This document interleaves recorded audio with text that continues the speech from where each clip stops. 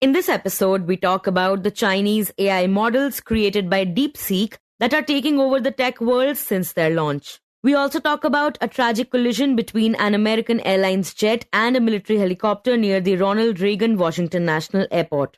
But first, we talk about a stampede at the Maha Kumbh Mela that caused 30 deaths.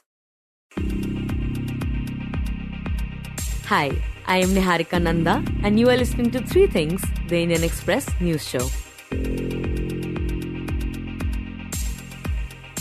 On Wednesday, 30 people died and at least 60 were injured in a stampede at the Maha Kumbh Mela in Prayagraj, where hundreds of thousands of people gathered to take a holy dip at the Sangam on the occasion of Mauni Amavasya, which is considered very auspicious.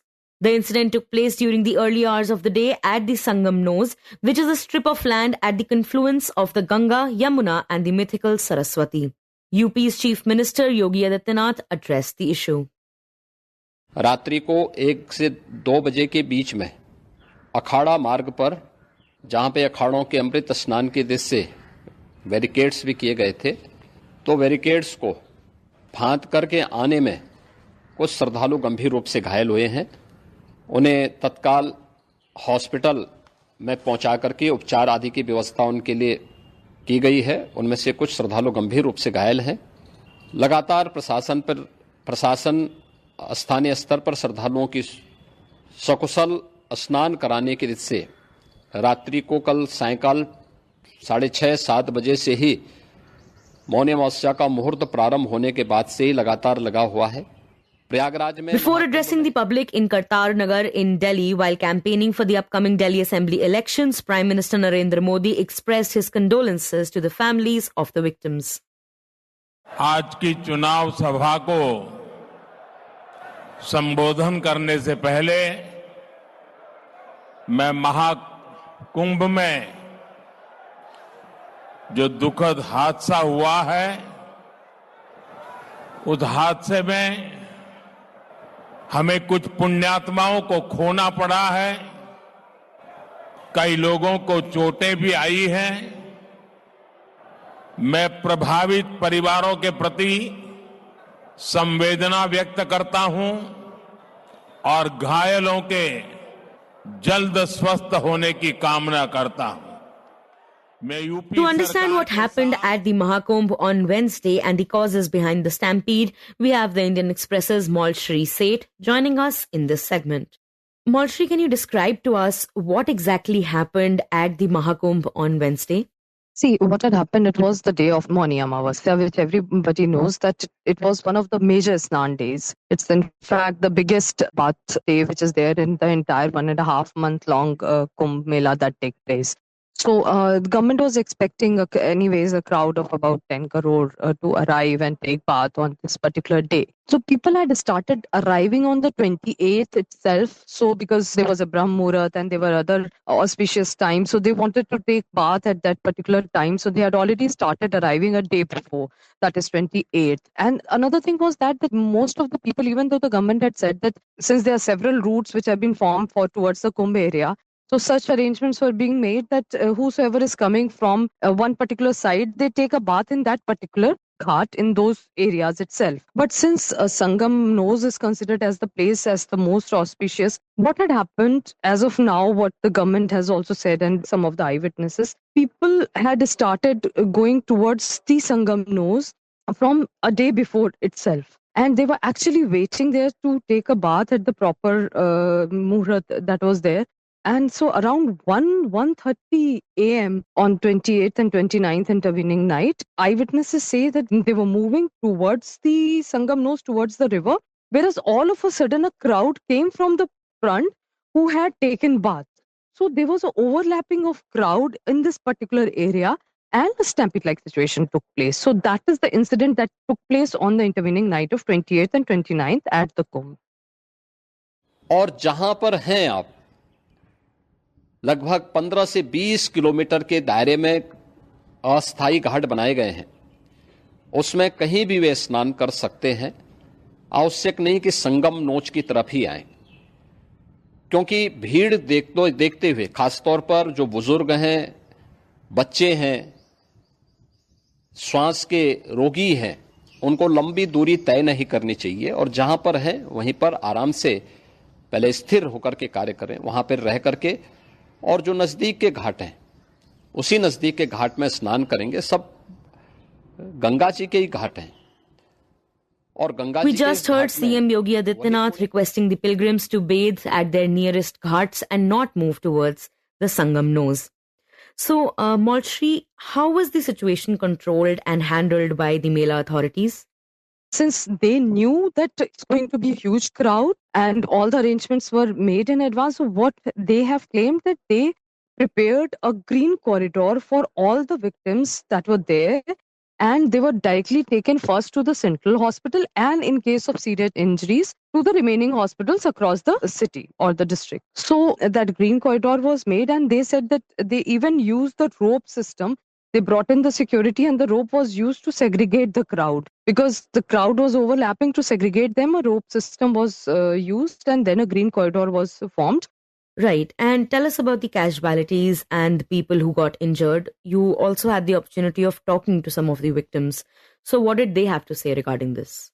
So, the official death count of the incident that has been given by the government is 30 people who have died and 60 who have been injured.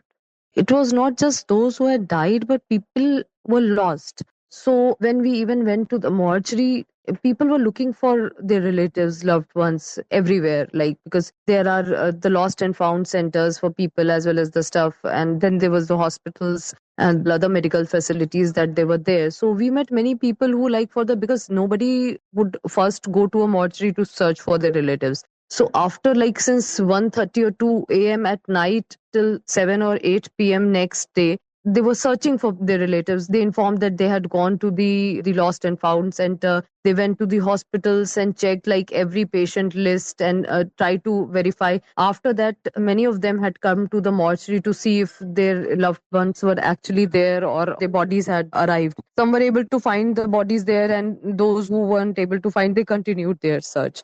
And Maulshree, what has been the Mela officials and the authorities' reaction to this tragic incident?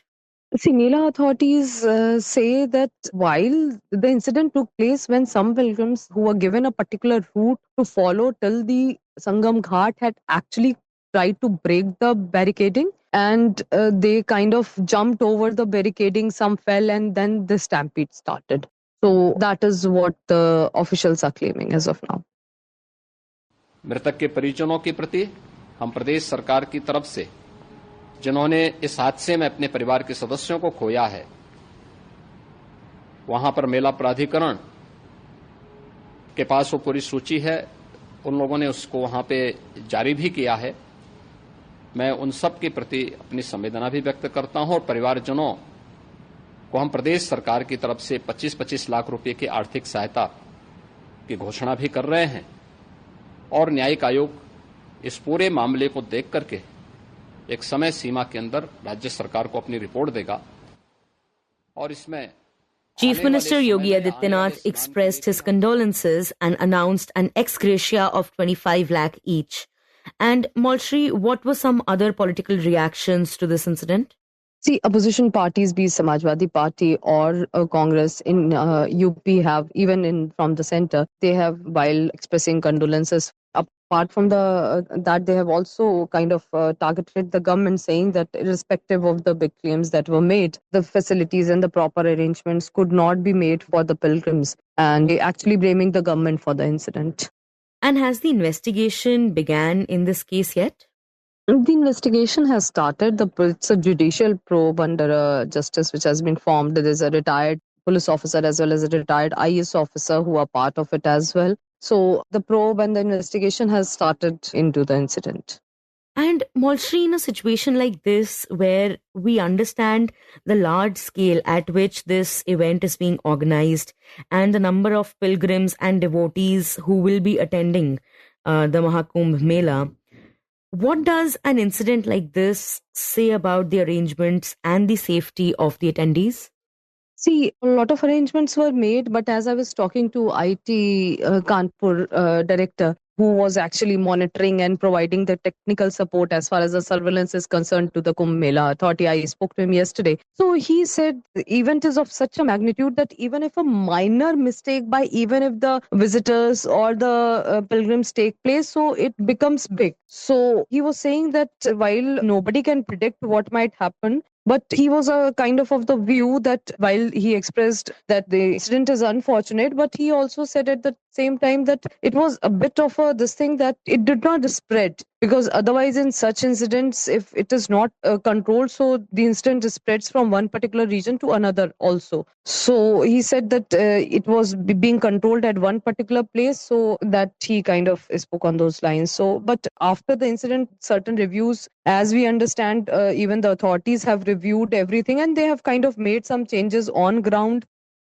लेकिन संगम नोच पर, अखाड़ा मार्ग पर, नागवासुकी मार्ग पर लगातार दबाव बना हुआ है और वहां पर श्रद्धालुजनों की सुविधा के लिए भी हर प्रकार की वहां पर प्रशासन पूरी मुस्तैदी के साथ लगा हुआ है। और इसीलिए मेरी अपील है पूरे प्रदेशवासियों से, पूरे देशवासियों से और सभी श्रद्धालुओं से भी, सभी पूज्य संतों से भी कि अफवाह पर कोई ध्यान न दें, संयम से काम लें। यह सब आयोजन सभी लोगों का है। प्रशासन उनकी सेवा के लिए पूरी तत्परता के साथ लगा हुआ है। केंद्र और राज्य सरकार पूरी मजबूती के साथ वहां पर हर प्रकार का सहयोग करने के लिए तत्पर है। लेकिन कोई किसी And Maulshree, can you elaborate on these changes and special arrangements that have been made after this incident as mentioned by CM Yogi Adityanath? Even though from 27th onwards, the entire region was declared as a no VIP, no pass or no vehicle zone. But they kind of reissued the orders saying that no four-wheelers would be allowed from the adjoining districts to inside the city, inside Prayagraj till 4th, because now the next major Isnan is going to take place on 2nd and 3rd, which is going to be Basant Panchami. So many people who were not able to take bath on 29th would be aiming at that, because even the akhadas had agreed to stop or postpone their Isnan royal bath on that particular day on Mauni Amavasya, even though later they had taken bath, but it was not with the processions and all with the entire fanfare that it used to happen in the past. So they would also like to have a normal royal bath as it used to happen on the day of the Basant Panchami. So keeping all these things in view, certain changes have been made on ground, as we saw that, because they are trying to ensure that one ways are created, because many felt that there was overlapping of the crowd. So to avoid that, at the Sangam nose, one ways are being created now. So if people enter from one side and then leave from another side. And then other security arrangements or new arrangements are also being put in place to ensure that such an incident is not repeated.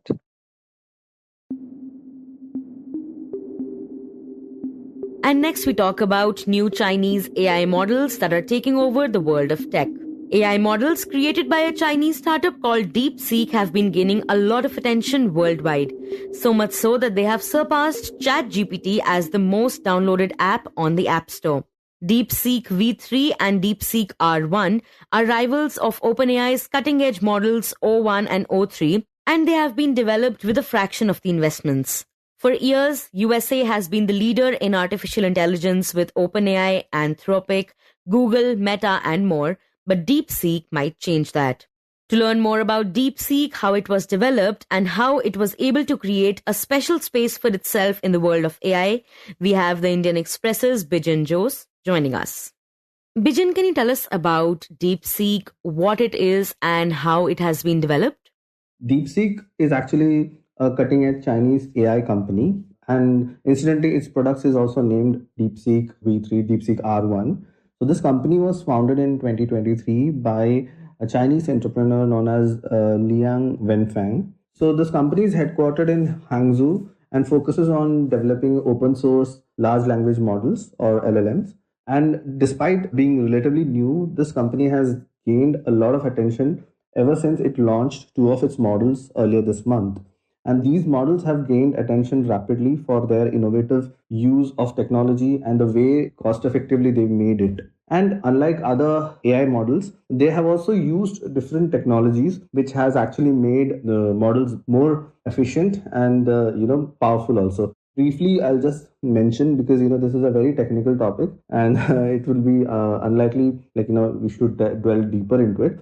But in essence, DeepSeek uses techniques like multi-head latent attention, which is very technical again. And then there's another architecture called mixture of experts architecture to train these models. And these techniques, actually lead to less computing power, which essentially they have, harnessed the power or capability of older generation GPUs for this. And when it comes to mixture of experts, this kind of an architecture, I'll give you a very simple example. Like when we use a prompt in an AI model, like say in ChatGPT or something, when we input a question, the entire model works around answering that question. But when it comes to this new type of architecture, which is MOE, mixture of experts, like the moment we put an input a question, there are smaller expert models within, So there are multiple models at work, and there's a division of labor that happens behind scene, which makes this model more efficient. Right. And what makes it stand out amongst an array of AI models? So we need to understand one thing. When it comes to building AI models, these models actually require a lot of computational power. And for computational power, there is a need of bigger architecture, and that requires massive investments. And that can be seen like when we contrast DeepSeek R1 model with GPT-4o model by OpenAI. OpenAI had invested a whopping $100 million into training that model. Whereas, on the contrast, DeepSeek has only invested somewhere around $5 to $6 million, which is what we know so far. And this is also debated, but yeah, that is what the company is sticking to. And if we go by this, this is a monumental achievement because, they have actually delivered a state-of-the-art AI model at a fraction of the cost that has been spent by big players like OpenAI, Meta, Microsoft, or Google. So that is what sets them apart. And again, the biggest highlight of this development is that unlike any of these bigger US rivals, DeepSeek has gone the open source way, meaning now they have made the code public. So anybody can edit or maybe build on top of them, without any constraint. Because as we know, OpenAI is a closed source model. Nobody knows how it works. Nobody can, edit or, build on top of it just like that, And Bijin, can you tell us about Lian Wenfeng, the CEO of DeepSeek? As far as whatever is public domain, Lian Wenfeng is he was into quantitative hedge fund. He had a firm. He actually has a firm, High Flyer. And from what we know, he's around 40 years old. And then around 2019, he took an active interest in understanding AI. And his interest progressed from that to a stage where he wanted to try out what all we can do with AI to achieve artificial general intelligence. And in 2023, he set up this company called DeepSeek. And also there are reports that say that he actually bought a lot of GPUs back in 2021. And there are also reports that claim that DeepSeek is actually a side gig for him and his billionaire friends. So there is very limited information as of now. But from what we have learned from the public domain is that they have very inventively used resources to build this company. I'll give you an example. According to Chinese media reports, Wenfeng believes that he did not want any experienced engineers or software developers to work with him in this team. Instead, he opted for PhD students from premier universities in China. So that was one of the very smart moves that he did. And other than that, we know that he has this philosophy of, doing AI for the sake of scientific curiosity and not for profiteering. This is all reported, but we don't know how true this is. But again, that is a big contrast when it comes to OpenAI. If we jog back our memories, OpenAI began as something for public good. Now it is heading towards a profitable organization kind of a model. But essentially, if you look at the trajectory, DeepSeek is doing what OpenAI actually intended to do. Right. But from what we understand, these models were created despite USA's export controls? See, around 2022, US imposed some export controls on China. See, let's understand one thing. NVIDIA is an American company and it is the biggest name when it comes to chip making. And NVIDIA is the one who produces all these graphic processing units, which is actually required to build all these large language models. So what happens is when US imposed export controls, Nvidia also actually they were prevented from selling two of the high-end chips to the Chinese counterparts. And when this kind of a rule was imposed, Nvidia apparently decided to sell a watered-down version of the NH100 chipset, which was like an 800, and which is actually not on par with the H100, which is like very top end kind of a GPU. So what happened was Chinese accumulated these 800 GPUs and they began working on that. So here the biggest learning is that regardless of this kind of restrictions imposed by US, Chinese circumvented and found a way to work around these restrictions to bring up an AI model that is on par with OpenAI's frontier models on various benchmarks. And Bijin, you write that DeepSeek is setting a new benchmark for innovation. So can you tell us why is that? See, when we talk about AI models, as I mentioned earlier, there are like billions and billions of investments required, like until January 2025, till DeepSeek emerged. See, innovation is happening at a time when China is facing so much opposition from the US or a kind of, trade restriction, because, at the end of the day, US does not want China to lead in the AI race. So US has been for the longest time dominating this space. And when it comes to innovation, they have used again very minimal resources to bring something that is on par with that US companies have developed. And another aspect of that is like, see, when it comes to generating AI models, like laying the foundational models there is a lot of environmental cost also in the back end. Like, we need pure water to cool data centers. There is carbon emissions that go up. So when we look at DeepSeek, which achieved this kind of a feat at a very minimal cost, like we are put into the situation where we actually question why is there even a need to build, a need to, infuse like such large amounts of money into building these large architecture that actually consumes a lot of power and it's not yielding anything for the environment. So that is what the purpose of innovation is, right? So we are like bringing the best of our minds together, producing something that is, on par with the latest technology or even surpasses it in various terms. And also it's environmentally conscious. Right. And why would DeepSeek be a threat to the development of AI in the US? See, that is a very complex topic to be discussed. But because, there's a lot of geopolitics in play also. And this has, if you look into the history, US has arm twisted its way into, monopolizing a lot of technology, be it nuclear power related technologies, defense technologies.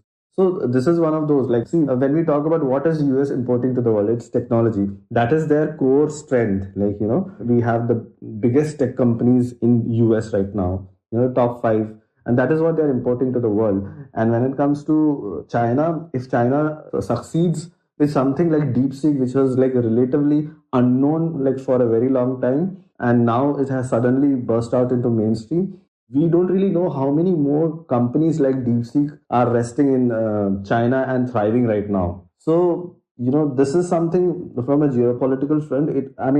America's concerns are pretty much valid, I feel. Bijin, you also use DeepSeek yourself, so tell us your experience. In my personal experience, technology triumphs here, and the use cases, it's fairly similar because, the kind of questions that I've asked, the problem solving skills that you see, it's pretty similar to other AI models. But one thing that has been distinctive is like, when we talk about OpenAI's O1 model, which is a reasoning model, the moment you input a question or a prompt asking it a question, it shows that it's thinking. It just says the text shows just thinking, And on the contrary, with DeepSeek, if you ask a question to it, it shows it's thinking. And on the interface itself, you can see how it is thinking. Like just as a human thinks, like if you ask me a question, I'll calculate in my mind. I talk to myself. There is a self-talk that is happening there. I'm talking to myself. I'm deducting. I'm analyzing. And before I give you my final answer, there is a chain of thought that's happening inside my mind. So with DeepSeek R1, you can actually see that happening right in front of you, where it's like, okay, this should be this, but this can be this also. A can be B, but B can be C also. So there's this transparent kind of thinking that you can see there. So that is what has caught my attention. And apart from that, it is equally fast. It's all that any other chatbot would do.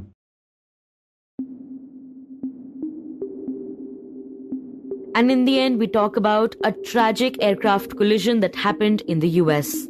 On Wednesday night, around 9 p.m. EST, an American Airlines regional passenger jet with 64 people on board collided with a U.S. Army Black Hawk helicopter and crashed into the Potomac River near the Reagan Washington National Airport.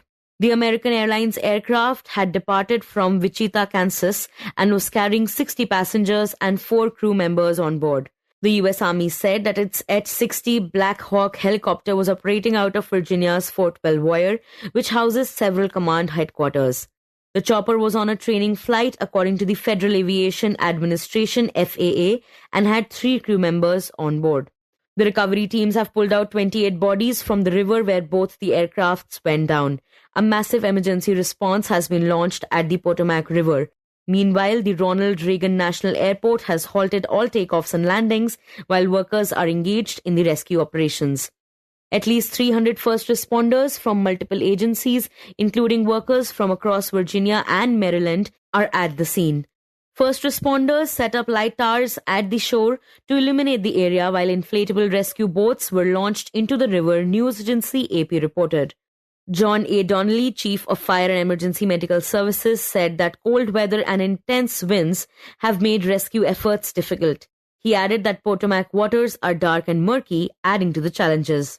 U.S. President Donald Trump has said that the collision should have been prevented. In a post on social media platform Truth Social, Trump said, quote, "The airplane was on a perfect and routine line of approach to the airport. The helicopter was going straight at the airplane for an extended period of time. It's a clear night, the lights on the plane were blazing. Why didn't the helicopter go up or down or turn?" Unquote. He further added, quote, "Why didn't the control tower tell the helicopter what to do instead of asking if they saw the plane? This is a bad situation that looks like it should have been prevented. Not good." Unquote. While the flight crashed after it collided with the military chopper, the exact cause of the mid-air collision is yet to be ascertained. The FAA and the National Transportation Safety Board are expected to investigate the incident. You were listening to 3 Things by the Indian Express. Today's show was edited and mixed by Suresh Pawar and produced by me, Niharika Nanda. If you like the show, then do subscribe to us wherever you get your podcasts. You can also recommend the show to someone you think will like it. Share it with a friend or someone in your family. It's the best way for people to get to know about us. You can also tweet us at Express Audio and write to us at podcasts@indianexpress.com.